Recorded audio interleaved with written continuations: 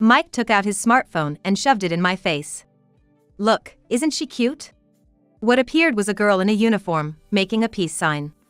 Upon seeing it, I exclaimed, "Ah." Why did Mike have a photo of this girl? I couldn't understand. My mind was in turmoil. "Mike, this girl." My voice trembled. Cutting off the words I was about to say, Mike shouted. "This girl, she's my daughter." "What?" Dropped among the confusion in my heart. Unbelievable. Could this really be happening? My thoughts couldn't keep up. "From today, I'll be living with my daughter. If you don't like it, we can get a divorce and you can leave." "Excuse me?" Does he even understand what he's saying? I faced Mike, feeling a rising anger. "I'm fine with a divorce, but are you sure? Because..." Before I could finish, Mike's phone started ringing. Without excusing himself, he answered it. The call was to inform him of his daughter's arrival. Glaring at Mike's excited back, I pondered the next move. How should I confront him with the truth? After all the times he looked down on me, I'll pay him back double. His time to laugh and be merry is only now. My name is Mina. I'm a 36-year-old housewife. Last year, I married Mike after being introduced by a coworker. "At least for a while after we get married, I want you to focus on housework and support me," Mike had wished, so I quit my job as a tutor, leading to my current situation. My previous job was so busy that being a full-time housewife felt surprisingly free. Feeling somewhat guilty towards Mike, I once suggested, maybe I should work until we have kids, but Mike easily dismissed it. "I want to focus on my work." "If Mina works, eventually you'll start asking me to help with housework, right?" I hate that idea. Indeed, I was handling all the housework. But it wouldn't be this way if we were both working. "But I feel bad having you work all the time," I said. Mike smiled contentedly. "Exactly. That's what I like. Being a housewife makes you appreciate me more. You start to respect me. If we both worked, you'd start demanding rights and stuff. You're quite passionate about this. It's as if you've had experience with a working couple before." I didn't say it out loud, but his words seemed to have a sharp edge. As if looking down on housewives. When I gave Mike a skeptical look, he laughed heartily. "Back when I lived with an ex-girlfriend, we had all sorts of problems. Don't look at me like that, don't be jealous. I'm all about Mina now." "If you say so." "Wow, this meatloaf is delicious. Keep making me great meals like this." "Sure." Fortunately, Mike's income was enough for the two of us to live on. While I felt guilty for not earning, I didn't dislike housework. If he's okay with it, continuing as a housewife wasn't a burden. Above all, if he appreciates it, then it's worth doing. Thus, I continued my life as a housewife. However, just a few months later, Mike said something completely opposite to what he had said before. "How about you start working again?" "Huh? But you said you wanted me to stay a housewife." Confused by his sudden change of heart, Mike sighed and said, "That was only for the beginning of our marriage. You must be used to it by now, right?" "Used to it?" I parroted back, and Mike narrowed his eyes in annoyance. "So, you should be able to handle both work and housework now, right?" "What? You expect me to work full-time and still do all the housework as before?" "Of course. I've let you take it easy till now." "What is that supposed to mean?" At first, I thought what a leisurely life it was. Compared to when I was a full-time employee, being a housewife seemed to have more free time. But it was far from an easy life. Being a housewife meant no fixed working hours, but also no fixed days off. Housework is a daily affair, meaning there's no time to rest.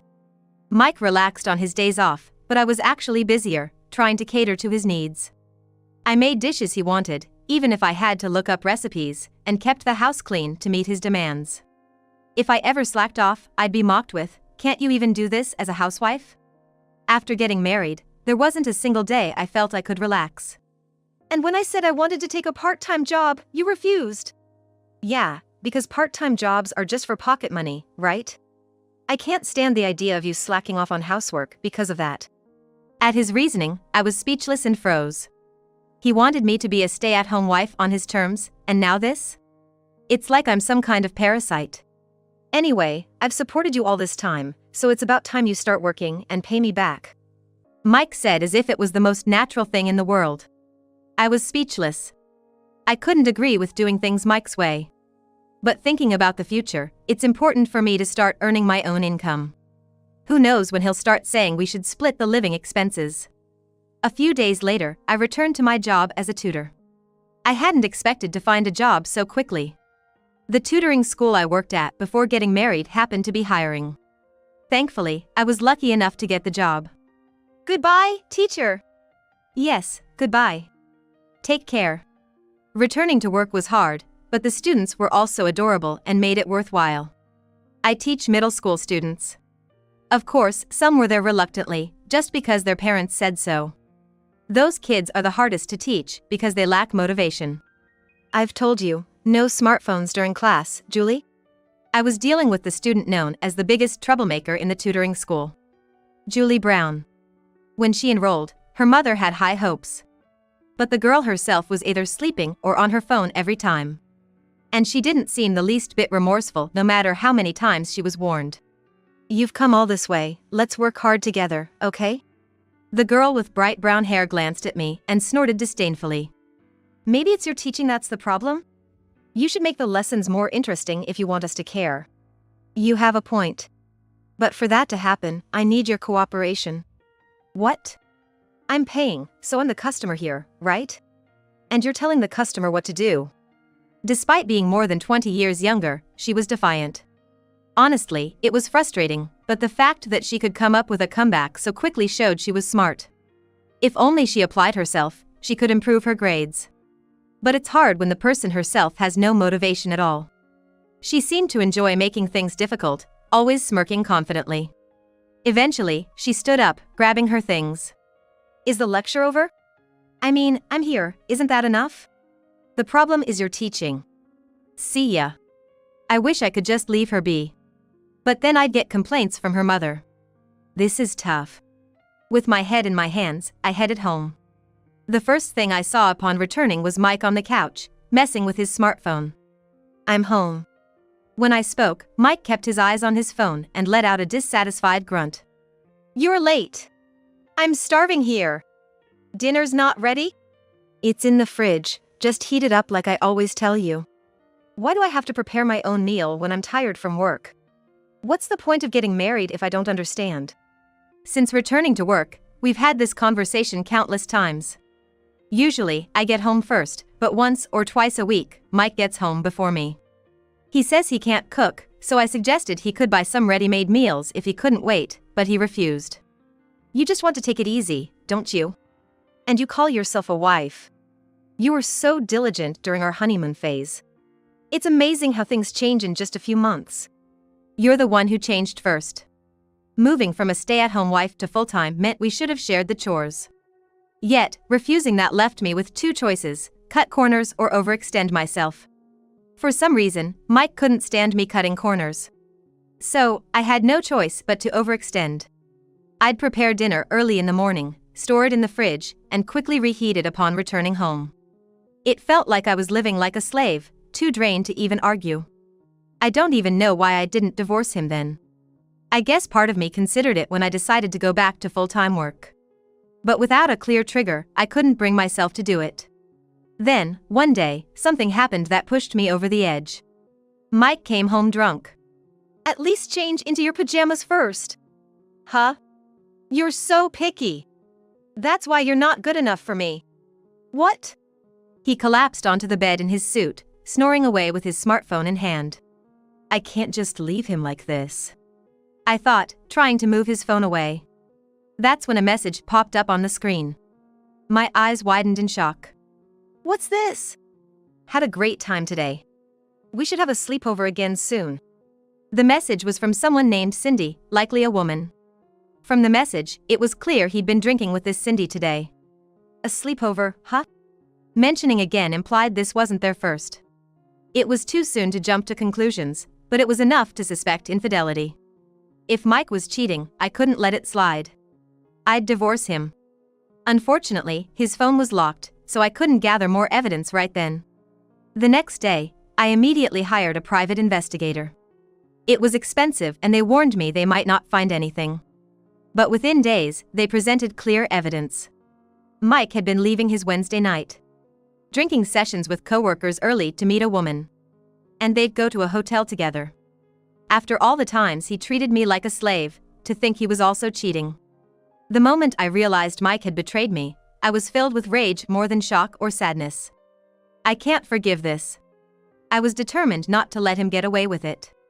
I wanted to confront him with the divorce papers immediately, but I waited until I had all my ducks in a row.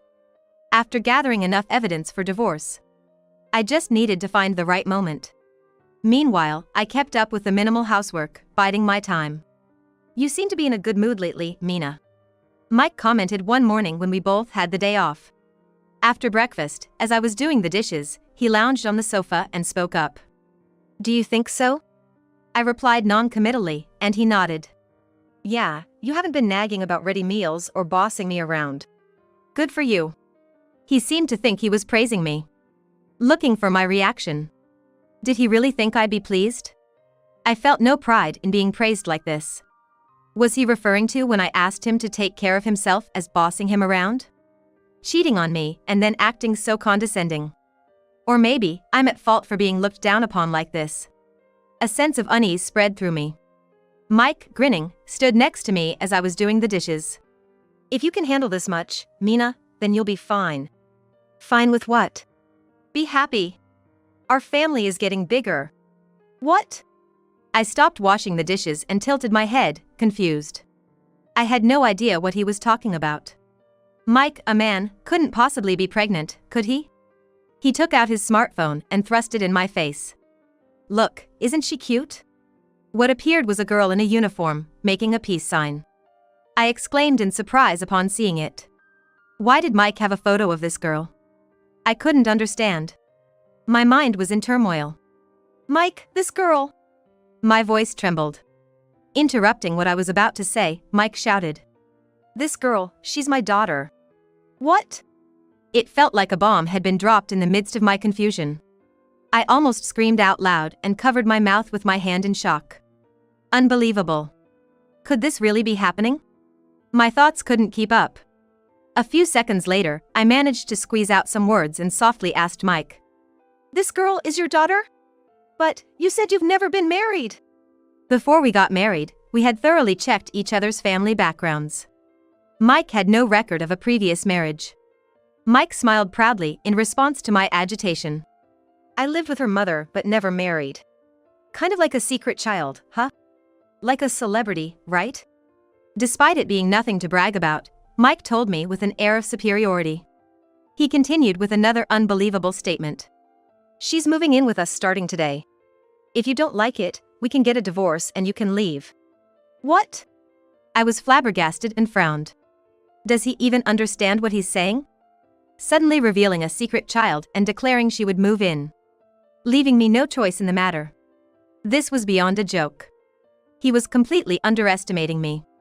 The most infuriating part was that Mike thought threatening divorce would make me back down. I faced Mike, feeling a rising anger. "I'm fine with a divorce, but are you sure?" "Because..." Before I could finish, Mike's phone started ringing. Without excusing himself, he answered it. I watched him, glaring. "It's my daughter calling. She just arrived." "What did you say?" "Don't look so scared. Come on, let's go and welcome her at the door." I reluctantly followed an excited Mike to the door. "Julie! You made it! I've been waiting." I almost got lost. "Geez. I wanted you to come pick me up. Why didn't you?" "Sorry. I was just introducing you to my wife, Mina." "Look, this is my wife, Mina." Mike tapped me on the shoulder, tilting his body to push me forward. I made eye contact with the girl he was talking to. She was exactly the girl I saw on the phone. Her face, initially wearing an unpleasant smile, suddenly widened in recognition and exclaimed, "Oh." Julie pointed at me, trembling. "You're the tutor." Yes, the daughter Mike brought home was Julie Brown, a student from the tutoring center where I work. Mike, sensing something was off from our reaction, looked back and forth between Julie and me, asking, "What's going on?" "Well, this person..." Julie glanced at me nervously before running over to Mike. I smiled as broadly as I could and interrupted Julie. "What a surprise! To think that Julie was your daughter, Mike." Mike, surprised at my use of Julie's name, gaped. Mina, you know Julie? Know her? Julie is a student at the tutoring center where I work, right, Julie? Julie shifted her gaze to the ground and muttered, yeah. What a coincidence. This must be fate. Mike laughed, oblivious to everything. We then moved to the living room for a long, important discussion that couldn't be settled in the hallway. As soon as we entered, Mike flopped onto the sofa. Well, it's great that you two already know each other. Saves me the trouble of introductions. Oh. And now, Julie doesn't even need to go tutoring. She can learn directly from you at home. Mike nodded happily, clearly in a good mood. I ignored his comments while pulling out several papers from a drawer. Papers that would change the course of my life. I marched up to Mike, sitting on the sofa, and thrust the papers at him. Huh? What's this? Divorce papers. I've already filled out my part, you just need to fill out yours. What? Mike exclaimed, snatching the papers from me to examine them closely. These are really divorce papers.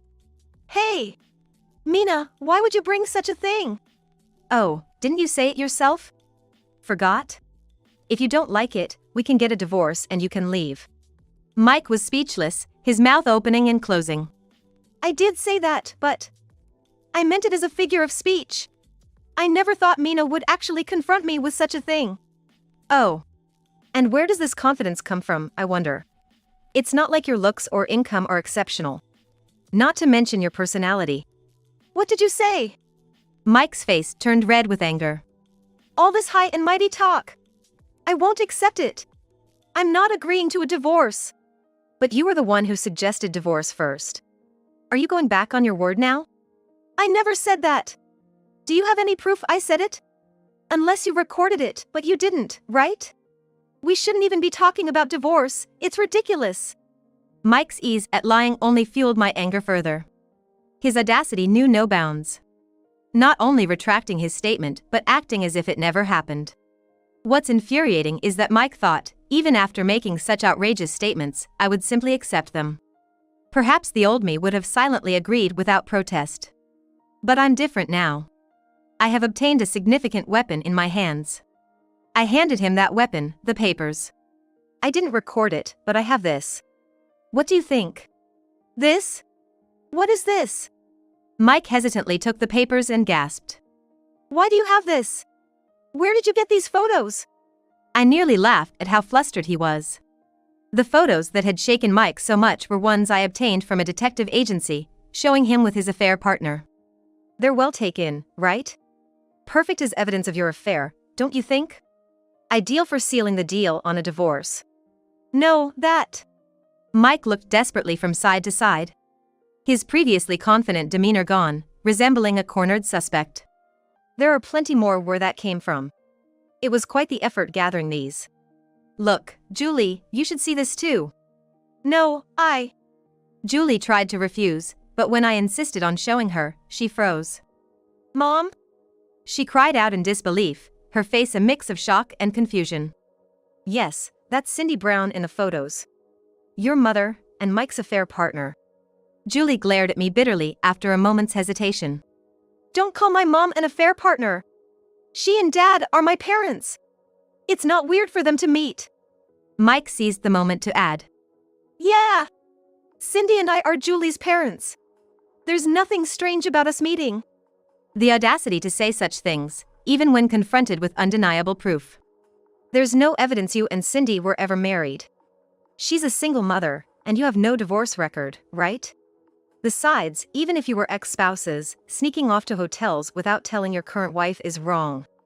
Mike and Julie faltered for a moment but quickly regained their composure. Proof? A DNA test would clear everything up. The hotel was just because we had nowhere else to meet. Mike stammered. The ease with which he spun lies was astonishing. Had he been lying like this throughout our marriage, betraying me without a shred of guilt? The thought was both pathetic and infuriating. The only consolation was realizing the truth.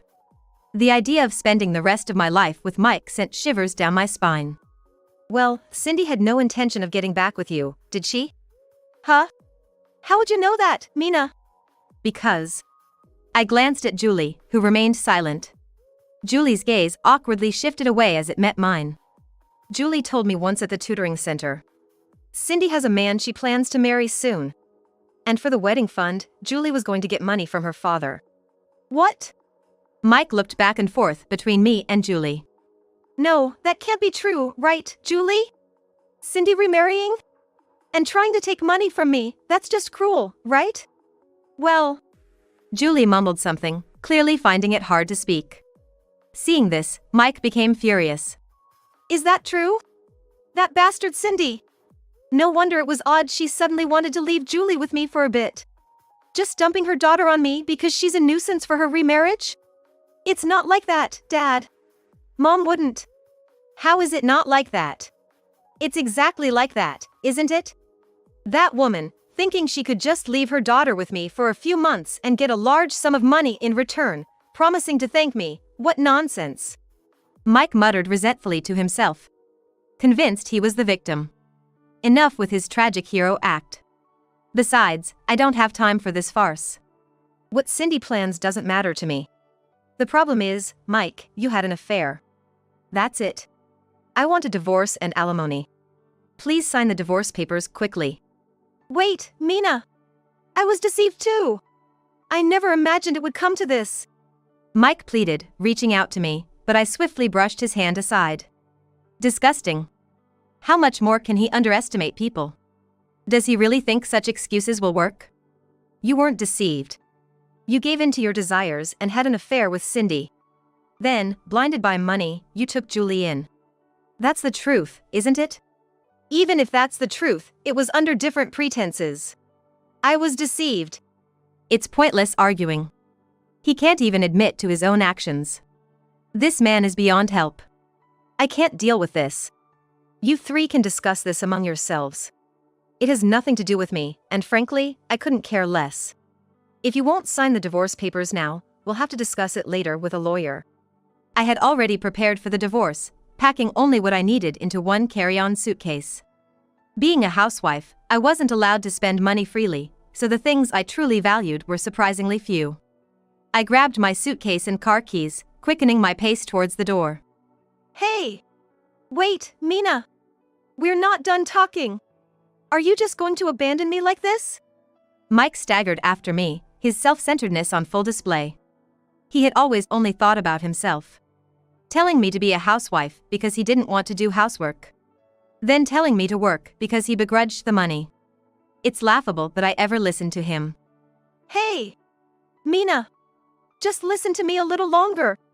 I still have things to say. I've said all I need to.